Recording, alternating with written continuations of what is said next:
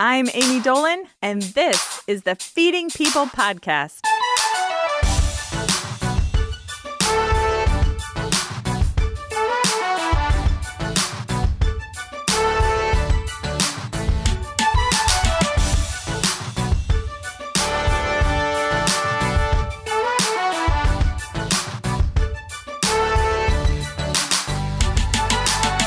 Hi, everyone. Welcome to the Feeding People podcast. I'm Amy Dolan, your host. This is a show about the magic that happens around the table as people share food with each other. On today's episode, you'll hear from my guest and friend, Emily Scott. Recently, we recorded this conversation and we just had the best time. Emily Scott is the former founding pastor of St. Lydia's Church in Brooklyn, New York, and St. Lydia's is just one of the most inspirational and wonderful dinner churches that exist in the country. They've influenced so many, and I'm just thrilled that she shares the story of St. Lydia's and the dinner church movement on today's episode. About a year and a half ago, Emily founded her new church in Baltimore. It's called Dreams and Visions. And next May, Emily is releasing her very first book, For All Who Hunger. And you better believe I'm going to be the first one in line to buy that book. I have known since the start of this podcast that I wanted Emily as a guest, and I'm pretty sure that I asked her even as we first began this show, and it was just now that all of our schedules aligned and we were able to have this conversation about food and spirituality, and it was just so special. I wanted the opportunity to chat with her and let her know how much she's meant to me and how much she's meant to Sunday Supper Church. And specifically, I wanted to chat about how influential she was to me as I watched her as a woman create something. And I think for all of us women who are trying to create something on our own, it's just so important to see another woman who's gone before us.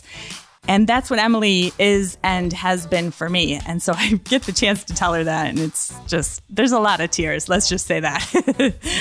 I wanted to ask her why a dinner church? Like why all those years ago she connected food and spirituality. And then I wanted to hear about her new church. And specifically, of course, I wanted to know, is food included in this new thing you're creating? We talk a lot about our own churches. And so if you're interested in learning more about my church, Sunday Supper Church, if you're interested in learning more about Emily's new church, you can go to the Feeding People podcast website. That's feedingpeoplepodcast.com. Click on Emily's episode. You can see all the things that she mentioned, and you can learn more and follow along in the journeys of each of our churches and hopefully be inspired to create whatever it is in your heart to create. Hope you enjoy. Emily, hi, welcome to the show. I'm so thrilled to have you here today. How are you doing? I'm doing good. Hi, Amy. How are you? Good. Well, you've just been a dream guest for this podcast since we started, and I'm so thrilled our schedules worked out and that you're here today. You mean so much to me. We're going to get into all of it in just a minute, but first, I'm at my table in Chicago. You're at your table in Baltimore. How is life by you? Like, what's happening? Life is good. Personally, there's been a lot going on. I just got married recently and moved house. So there's boxes all around me everywhere I look. I'm sort of holed up in a little corner. And in terms of call and Baltimore, it's a beautiful city and I'm really glad to be a resident here. I've been here about a year and a half now, starting a new church congregation. So we have a lot of exciting things coming up. And there's all sorts of things happening that I'll tell you all about. Okay, good. We're going to get into all of it. But I love people who just like make all the life changes at once. Yes. That is very much what just happened. Like almost all the life changes have happened within like 2.5 months. I was like, let's just knock them out. Right. Line them up, knock them down. Right. Why not? I mean, if you're going to do something, just do it all, right? Okay. So we're going to get to everything. Let's start first with introduction. How would you introduce yourself? Well, my name is Emily Scott. I'm a pastor and a church planter. I'm someone who loves to start new things, especially new spiritual communities.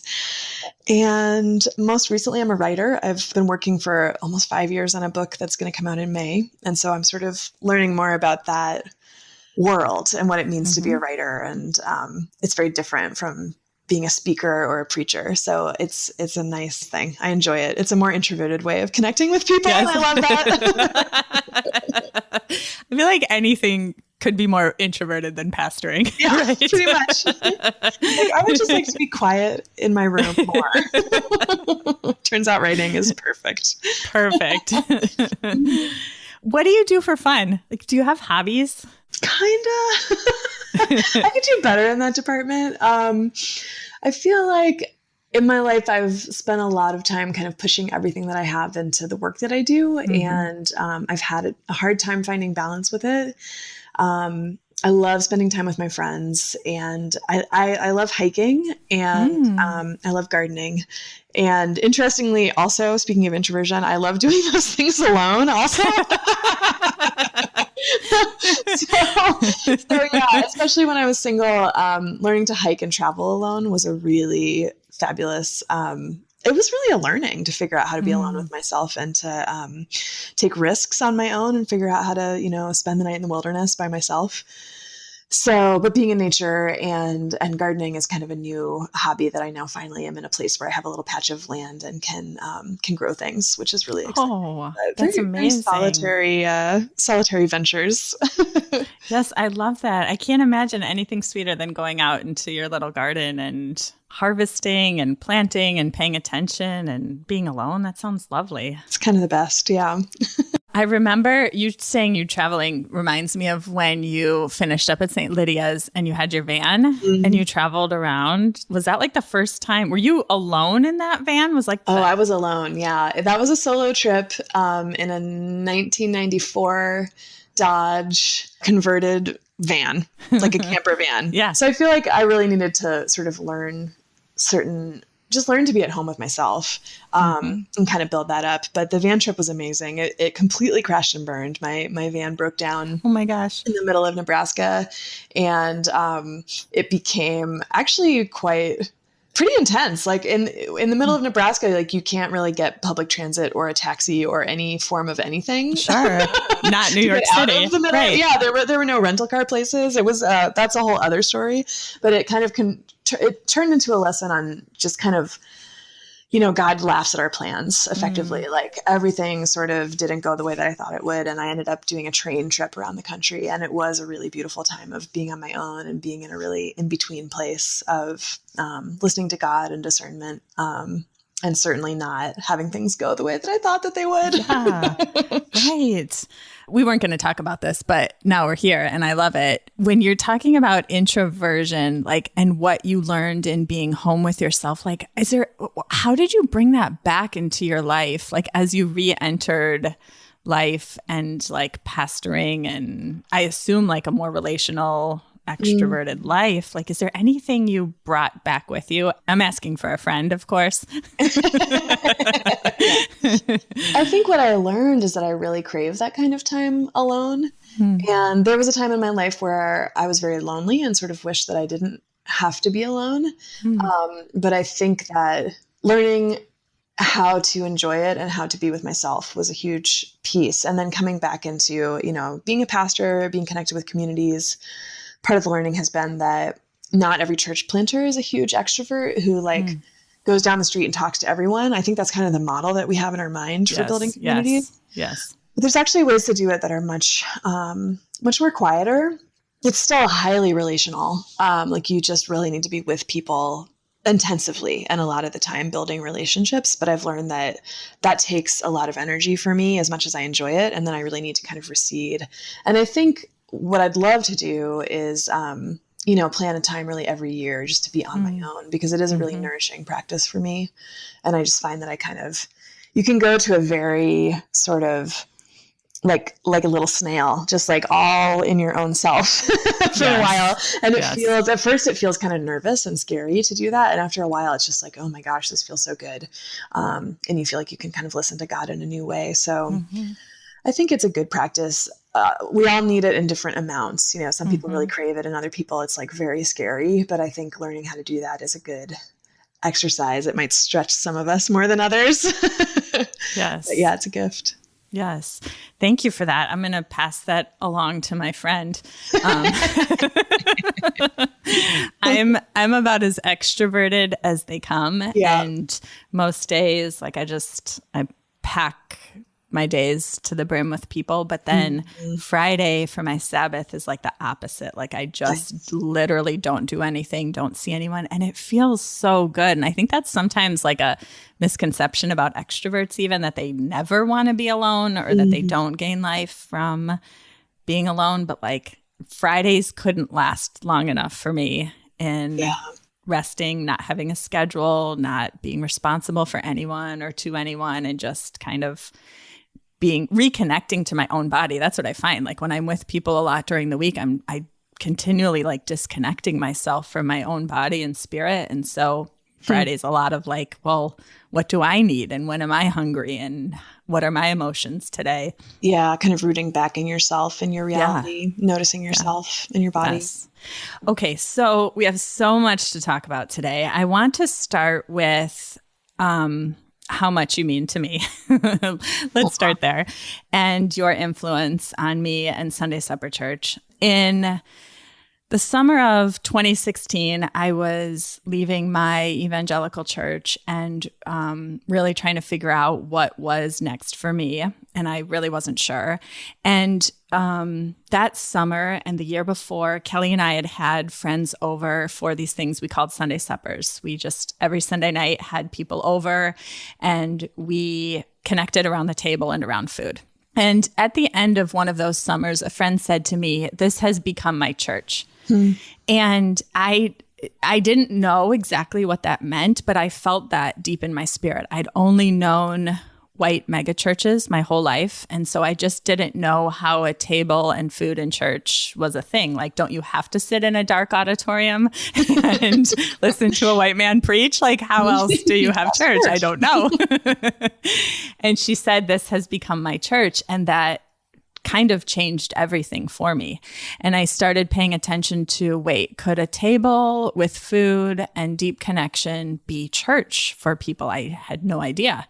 And so I went into a discernment phase the fall of 2016, praying, meeting with people, listening, really trying to follow God's movement wherever I could. And I just researched anything I could find. And everything on the internet that I researched said St. Lydia's. Everything. And I was like, well, there is a dinner church. There's only one in the whole world, and it's St. Lydia's. That's what Google taught me during that time. And finally, Kelly said, we just got to go there and see and figure out what's going on, right? Yeah. And so in October 2016, we came and we met you, and it was a Sunday night. I'll never forget it. It was a Sunday night, and we experienced your beautiful community and your church. I think you preached that night, and we walked outside afterwards, and Kelly said, let's get a cab and like go get some food and kind of process. And I said, I can't speak, like I can't talk right now. I was so overcome with like emotion. And what happened for me was like all of God's movement had been moving to that moment and directing and leading us to that moment. And then it was like when I experienced you and that community, it just all sort of clicked.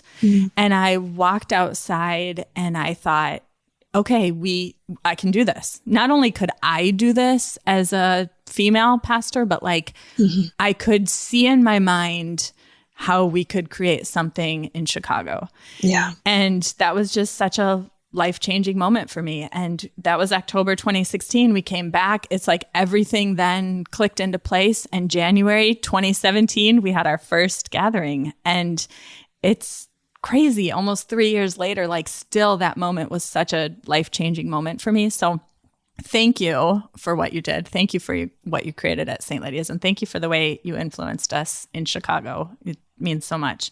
Wow. You can't see me right now, but I'm definitely tearing up a little bit. That's amazing. And I remember the night that you all came to really clearly. And we got a lot of visitors at St. Lydia's. And so I can't say that I remembered everyone that came through, but I remembered the two of you because it felt so much like you were just on the cusp of something that was about to sort of open. And you came with a spirit.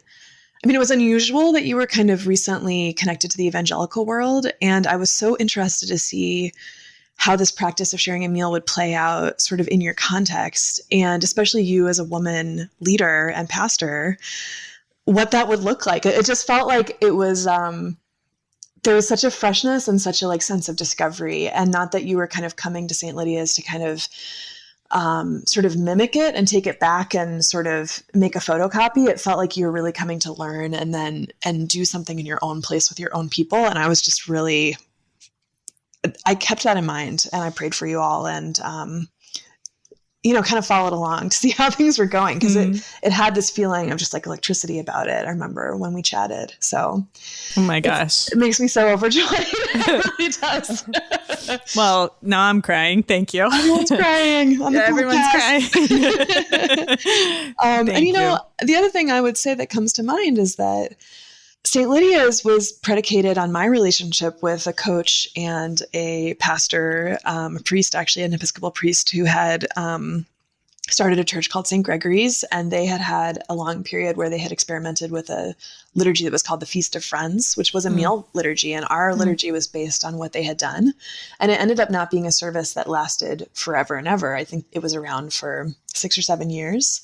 But it's just, we're coming up on All Saints Day. And so, in the Lutheran tradition, there's this notion of kind of being surrounded by this cloud of witnesses. And I think it just goes to show that we can have impacts on people without having any idea of like where that will go or what will happen. And we have all these folks kind of lined up around us who are urging us on and handing down learning. And it's just really, it's kind of a beautiful image of church as being so interconnected in such an organic way. Yes, that's so beautiful. You're right. And I feel that specifically, not only for like what you meant to me, but I feel that specifically as a 41-year-old woman. I just feel like I hope that I can, I almost like have responsibility to be that for other women and younger women, especially like women who want to pastor or even just create things of their own, right? Yep. Like we just have to do that. And I don't want anyone just mimicking Sunday Supper Church, and like, that's not right. Like we create something here for Chicago. Exactly. But like, if there's a younger woman or an older woman who wants to create something for her community, like what I have to like be that. We have to like continue to encourage each other. And that's what I've just always loved about you. You're just I always feel you cheering me on, and I always feel like you cheering everyone on. And I'm not totally sure how you like always have energy to do that.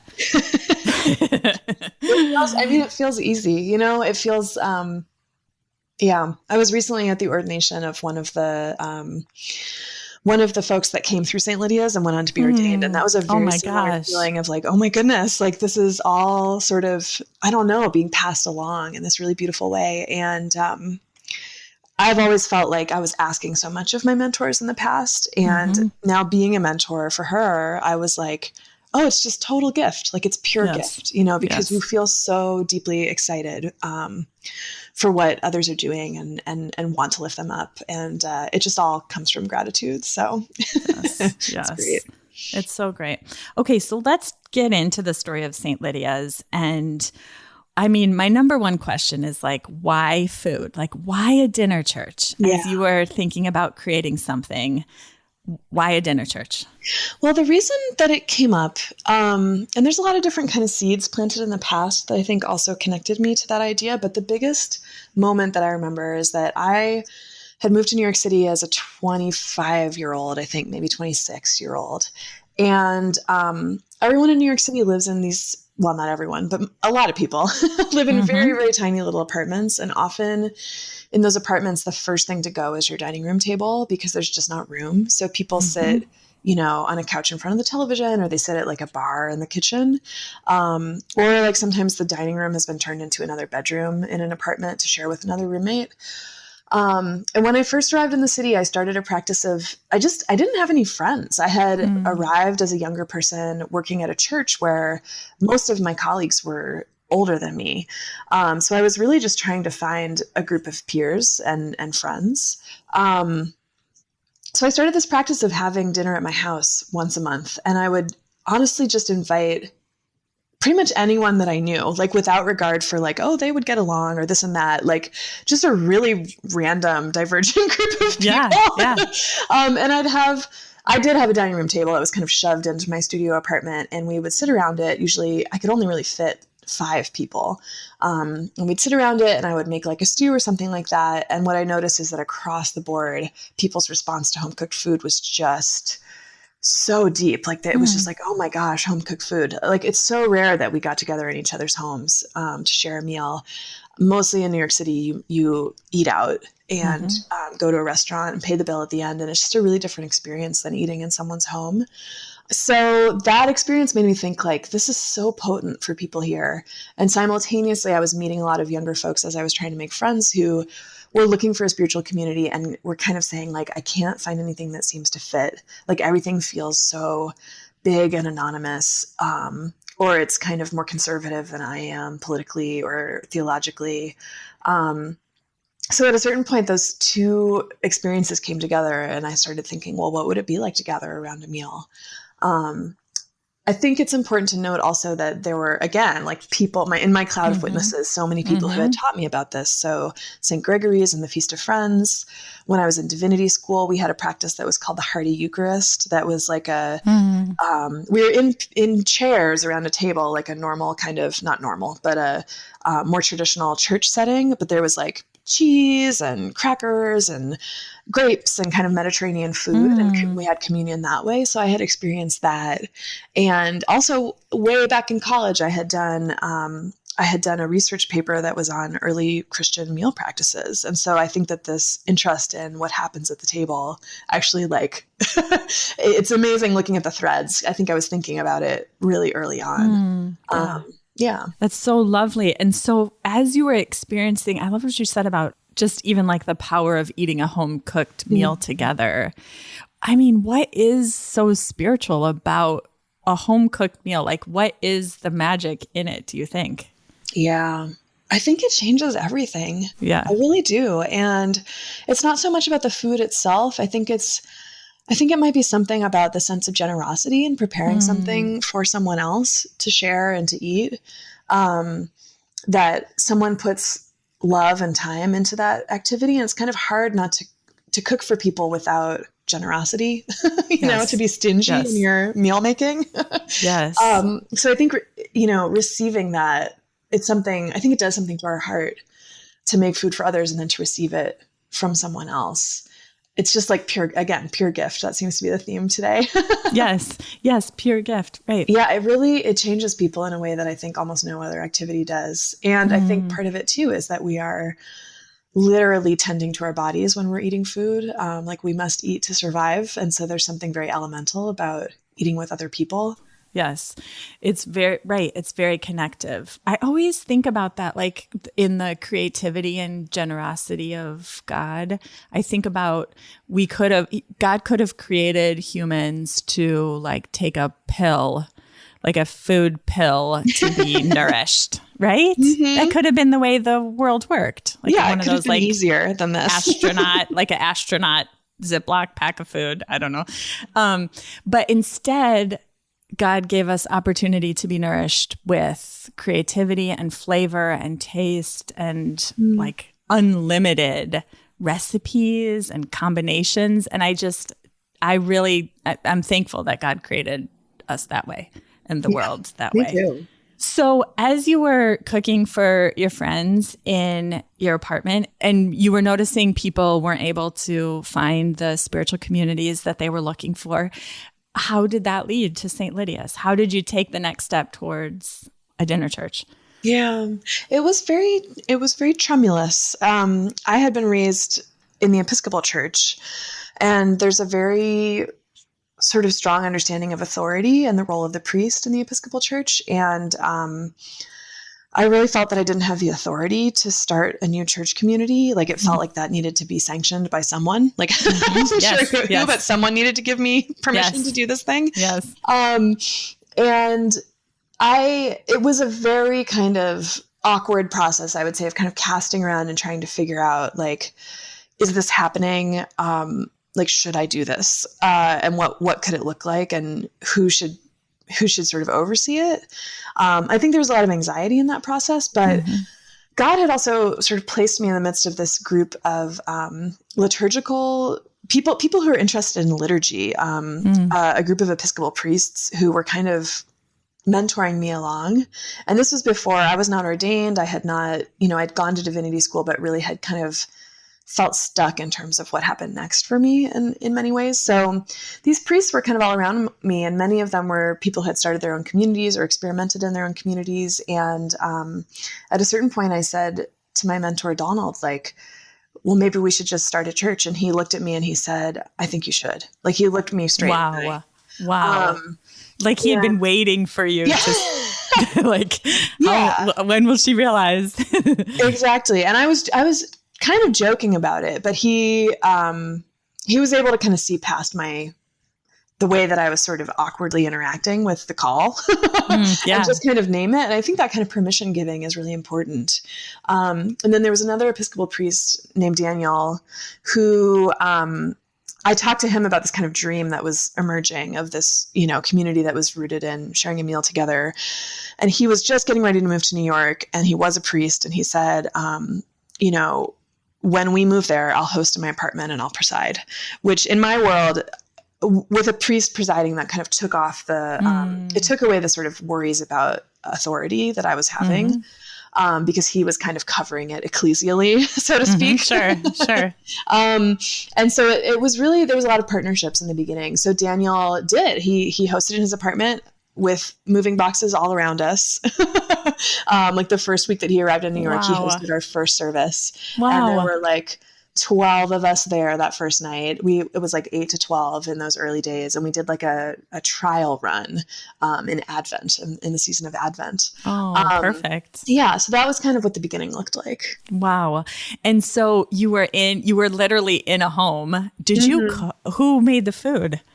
The food was made by a friend of mine who is not a Christian. He's an atheist. And I can't remember how I convinced him to do that. But he, I think he was working at Rachel Ray at the time as a copy. Stop it. Yeah. He's very into food. He's like an amazing cook. And I was just like, you should come and do this. Like, I'm doing a thing. And he was like, okay.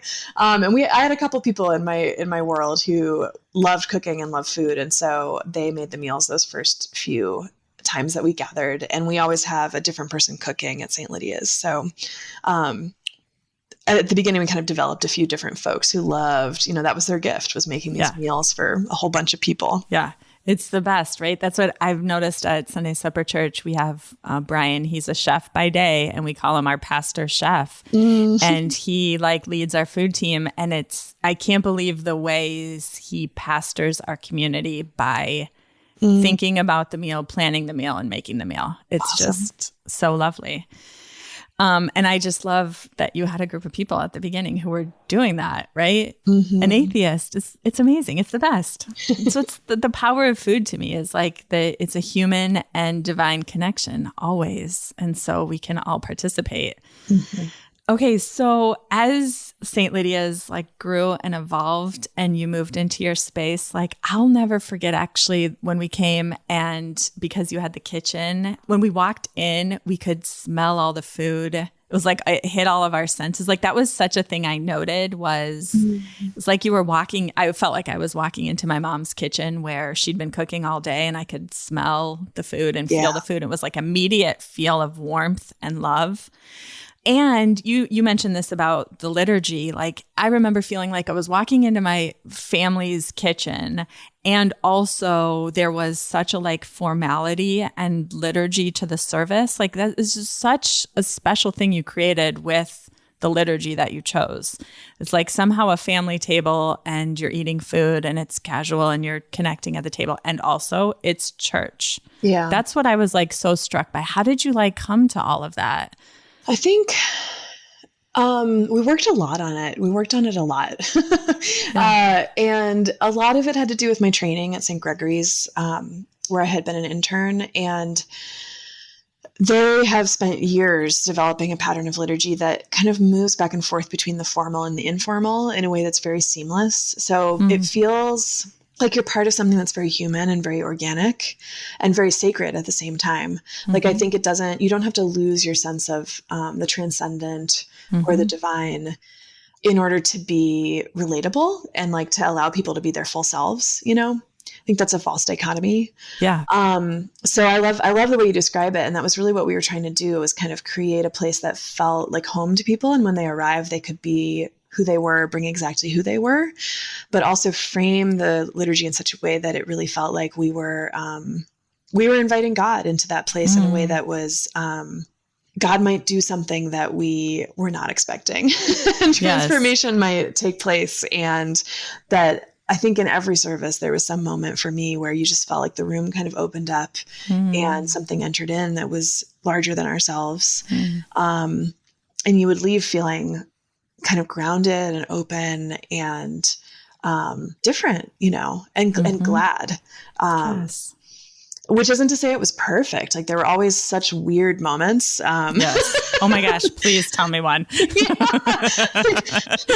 eating with a group of people, many of whom are strangers, is going to be so awkward sometimes. And so I think that was a piece of what we learned to do as a congregation, was just to kind of embrace the weirdness and the awkwardness. And, you know, through that and underneath that was something that was so important, which is like connecting with people who are different than you, or seeing God in the face of a stranger, or, you know, it's not actually about a mountaintop moment where like everything falls away and like you see with perfect clarity, like, you know, God's will for your life. It's actually like in these very sort of tangible, real moments of like human brokenness and fallibility, I think that we start to understand what God is up to.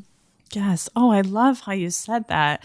Especially like for my evangelical background, it is about a mountaintop moment. And if you don't, specifically in the sermon, so like if you don't leave having that, basically like you, weren't spiritual enough, or weren't open to God's leading, or the pastor didn't do enough, or whatever, right? Yeah. But I love what you said about the weird moments at the table. That's just life. Like when you eat with people at a restaurant or at each other's home, like someone's going to spill, the chair's going to break, like something's going to, the dog's going to bark, you know, like all sorts of, the food's going to burn, like all sorts of things are going to happen. So why do we expect such like perfectionism in our churches? It's just, it's family and a table, and we're all doing the best we can to connect with each other and God. Yeah, it sets up a real anxiety, I think, about whether or not we've done enough. And, you know, it's kind of ironic to me that I ended up a Lutheran, because I was raised in a tradition that,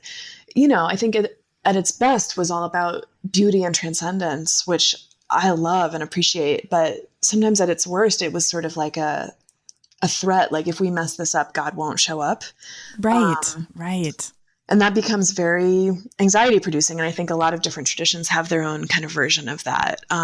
Like, it's up to you to kind of do enough to connect with God, or to have this big spiritual moment. And one of the big gifts of Lutheran theology, I think, is like, there's nothing you can do. Like, God will find you wherever you are, in like the most ordinary moments. And sometimes the mountaintop moments too, like those happen as well. But we have so little control over it. It's really not in our hands how God comes to find us. And I think one thing that I told to the folks at St. Lydia's often, especially those who found themselves in a place of kind of doubt, or not really questioning the faith of their childhood, and thinking like, I'm not sure that I really believe any of this.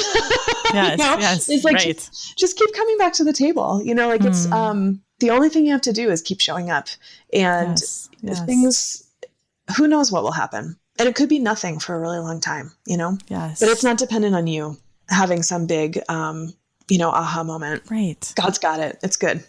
Right. It's going to happen whether you're there or not, right? Yeah, exactly. Sometimes. Right? Exactly. But the showing up, I can like feel that in my body as you say that. Sometimes the showing up, though, is the hardest part. Yes. Right? You just want to stay home alone, especially like on a Sunday night. But there's so much reward in just showing up in that giant act of bravery. Yeah, it's huge, actually. It's huge. Yeah. And I think you're right to not take that for granted. Especially folks that have been through religious trauma, like showing up is huge. Yes, huge. Yes. And Sunday night, like this is what I find, like when we all have the Sunday scaries, my inclination always is to just like stay home and bury myself under the covers and just like mope that the weekend's over and my life is terrible. And it's like, no, like get dressed, go to the table and show up. And that's actually what's best for my body and my faith. Yeah. Right? Yeah. Okay. So I'm so curious about this. Like, how did leading St. Lydia's and a dinner church influence your own faith or even the way that you gather at tables now? Yeah. I remember so early on when we were just in our first year or two and all of it seemed like this really wild experiment and like, is this a church? Like, are we doing it? Yeah. Yeah. I had a congregant who had come to St. Lydia's for quite a while. And at that point we had a congregant whose name was Richie. And Richie sang on the subways for his income. And he was sometimes unhoused and sometimes lived at the back of a bakery. Like the baker there would let him stay there. And he came to St. Lydia's really consistently and like was a very smiley and wonderful person. He often was wearing a Santa hat, just in every season he wore a Santa hat. But he sort of became someone that the congregation loved. And it was a kind of beautiful relationship. But I remember that this congregant said to me, after being at church and got on the subway and I saw someone who was asking for change on the platform. And I thought like that person could be Richie. Like that person is Richie in a certain way. Mm-hmm. And so I think the biggest piece about it for me has been like, what's the word I'm looking for? Kind of destabilizing the notion of the separate categories that we all live in. Because if you can sit at the dinner table, like God's table with people from all walks of life, that means that like everyone from every walk of life should have a place at God's table. And it really disrupts our notion of like who deserves and who belongs and who should be where. And also like rehumanizes everyone that we encounter. Even if they're just at the lowest moment in their life, like I now live in Baltimore and, it's a city that struggles with so much poverty and so much opioid addiction. You see people on the streets somehow who just, it's like they're walking dead, really. They're so addicted. And I think the notion of sitting around the table every week with whoever shows up has really disallowed me from ever looking at anyone and thinking like that person's not really a person. And it's hard because I think that's one of the ways that we deal with pain and suffering is to kind of put people in a different category that's different from where we are. Sure. Right. Yeah. But that table practice has disrupted that for me in a really serious way. Oh my gosh. I feel everything you're saying, right? The table is the table practice. I love that phrase that you use. It's easy to, like you're saying, it's easy to think poorly and badly of people when they're out of sight, out of mind, right? And then when you are literally sitting at the table, like eye to eye, I mean, it's impossible. I think about that a lot, like how to sit across from more people that, right, I've dehumanized in my own mind. It's really hard, but it's impossible not to see the humanity and the divine in each other when we do that. Yeah. It makes, I think, the life of Jesus come alive in a different way for me because so much of what Jesus was doing was eating dinner with people. Yes. And so then when you literally do it, you're like, wow, this is really hard sometimes and weird. And like it disrupts everything. So I think it's really shifted when I read the Gospels and I think about him sitting down with people. It feels so formal sometimes when you're reading the scripture passage, like as if all of this was prearranged and Jesus knew what to do and everyone there knew what to do. But really he's disrupting boundaries in these really wild ways. Like I think especially of the woman who comes to anoint him at the table and there are Pharisees there. And you just think about like, okay, so a dinner where like state officials or like the mayor or something has invited Jesus. And then there's a woman who, is a sex worker who's like entered the room. Like, how astonishing is that? Right. And understandable why people would be upset that he would do that. Exactly. Right? So I think it's easy to judge the text in retrospect and be like, those people, they're so mean, da, da, da, da, da. But when you really kind of think about what he was actually doing, it's like, oh my gosh, like, this is really astonishing. So I think the act of sitting down with people has taught me more about who Jesus was, if that makes sense. Yes. Oh my gosh. Okay. This is so great, Emily. I could go on like this all day.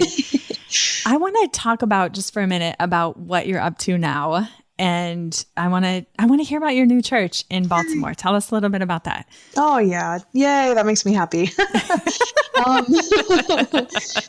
Yeah. So I came to Baltimore. I've just been completely, I don't know, overwhelmed, honestly, by the synod here, which is my like local denominational body. The synod has invited me to start another church. And as I was leaving St. Lydia's during the end of my time there, and they're still off and running and doing their thing, I was like, I don't think I can do this again. Right. But I am doing it again. And so here we are. And it seems like it's really sort of the only thing I can do sometimes in the best way possible. But the synod called me here to form a new congregation that's rooted in the LGBTQ community, of which I am a part. And it's been a huge honor to kind of imagine from scratch what that church could look like. And it's developing, which is great. So we have found ourselves, we're not a dinner church. We are just at the moment worshiping once a month. And it's a fairly, I would say I think the worship that we have is very kind of lively and creative and soulful. It's a real eclectic mix of music. We often have a response to the sermon that involves actually doing something. So for instance, we had a service on immigration where we wrote letters to asylum seekers. So I think that desire that people often have to actually put their faith into action, we try and do that right in the middle of the service. And we often gather around the table and we often have anointing because I think folks are from different traditions, and for some, communion really resonates. And for others, that notion of being named as God's child, especially if you're trans or queer or someone who's been told that God's blessing is not for you, that's been that's been very needed and powerful as a ritual. So that's what worship looks like. But the big surprise has been that as the work has kind of evolved, I've been seeing how many of our congregants are affected by housing insecurity and homelessness. And some of the statistics on homelessness in Maryland and also the nation are really alarming. For instance, 40% of homeless youth identify as LGBTQ, whereas only 5% of the population generally does. Wow. Yeah, so it's really disproportionate. And you look at all the different factors from like parental, lack of parental support to lack of church support. Like there's so many different communities that sort of step away from kids often when they come out. And it just kind of paves the road to housing insecurity and sometimes homelessness and other forms of vulnerability. So really in seeking to find housing for some of our own congregants, my partner Atticus and I have started thinking like, I wonder if there's a way that we can actually address this need in a more systemic way. So we've started to look into the possibility of creating an LGBTQ affirming shelter. Wow. Yeah. Wow. I'm overwhelmed and super excited. And we're actually kicking off this November by having a training for doing suppers twice a month that will be at the Baltimore Safe Haven, which is a drop-in center that's run by trans women of color. And so we're partnering with them, and we're just going to start off by, interestingly, starting suppers. So I seem to be back in the eating dinner game once again. Yes. It's always food. It always comes back to food. You can't escape it. Yeah. So we're going to use those meals to kind of connect with folks and build the relationships that we have in the community, and really say to people, like, what are you looking for when it comes to housing? What do you need? And just have a time of listening as we develop what will probably start as emergency cold weather shelter. And then my hope is that it would grow. I mean, my big dream is that we could offer dorm style housing one day. So we'll see. We'll see how it all develops, but it feels so right and good, and the need has arisen directly from the community. So it's a new frontier and very exciting. It's unbelievable. It's so beautiful. It's so beautiful. I can't wait to see how this emerges and all that you do connected to the shelter. And oh my gosh, it's so beautiful. Thanks. Is there a way, maybe we can link in the show notes, will there be something on the website or something so people can follow along or support or donate? There will be. We're like really just in the beginning stages, yeah. But it's getting off the ground. And I would say within the next month, there will be a link for donating on the Dreams and Visions website. Great. And if people are super excited right at this moment, yes, you can give at the Delaware, Maryland Synod. Perfect. They have a give button right there. And if you just write in the memo LGBTQ shelter, it will go to the right place. So that's oh my gosh. Amazing. Yeah. Great. We'll link that in the show notes too. But yeah, if you're listening and connecting with Emily's vision, like I am, please, and you have extra resources this holiday season, especially, like go there and donate. And what a beautiful thing to be part of. Okay. So also I want to hear about your book. Your book is coming out May 2020, For All Who Hunger, Searching for Communion in a Shattered World. And maybe do you have a copy nearby? Maybe we could just spend the next hour. You could just read the book to us. Yes. No. Is that interesting to everyone? Yes. Kelly, that's good. Okay, great. The producer says yes. I'm very excited about this book. Tell us a little bit about it. The book is a spiritual memoir about my time starting St. Lydia's. And it weaves together a few different strands. One of them is about the act of creating and what it looks like to start something from scratch. And, it connects to God as a creator and the way that that's modeled to us, I think. To be creative people and to make new things. The second strand is about singleness and what it's like to date and to sort of be looking for love and communion and connection and friendships and all of those things. Oh my gosh. Very lonely city. I love it. Yeah. So there's some Rolo moments in there, which I think everyone will enjoy. But it's a very awkward and hilarious thing to date as a pastor. Yes. Like in retrospect, it's hilarious.